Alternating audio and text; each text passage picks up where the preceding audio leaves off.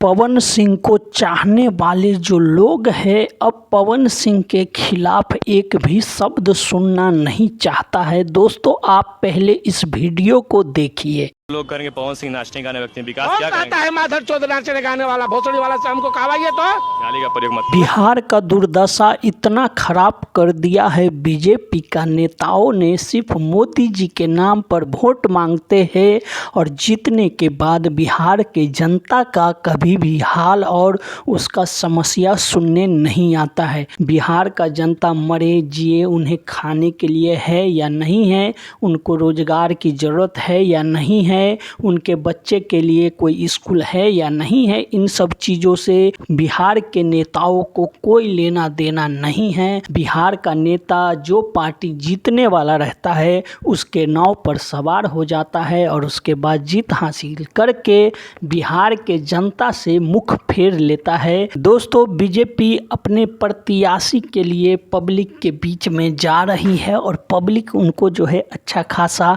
Response नहीं दे रहा है। पब्लिक जो है अब पवन सिंह को अपने दिलों में बिठा लिया है। आप लोगों को बता दूं कि जो बीजेपी का कैंडिडेट है उपेंद्र कुशवाहा न तो घूमते हैं न तो कहीं जाते हैं और कहते हैं कि मोदी जी का हाथ मेरे सर पे है, दुनिया का कोई भी ताकत मुझे हरा नहीं सकता है। और पवन सिंह हैं जो गांव-गांव घूम रहे हैं, गली गली घूम रहे हैं, लोगों से मिल रहे हैं, उनके आगे हाथ जोड़ रहे हैं, उनसे जो है विनती कर रहे हैं। यही कारण है कि लोग पवन सिंह को अपने पास बिठा रहे हैं, उनको प्यार दे रहे हैं, दुलार दे रहे हैं और जीतने का आशीर्वाद दे रहे हैं। दोस्तों देखने वाली बात यही रहेगा कि बीजेपी पवन सिंह को अपने पाले में रखने का प्रयास करेगा। अब देखने वाली बात ये होती है कि पवन सिंह बीजेपी के साथ मिलते हैं या निर्दलीय ही लोकसभा पहुंचते हैं। तो धन्यवाद दोस्तों, फिर मिलते हैं अगली वीडियो पे।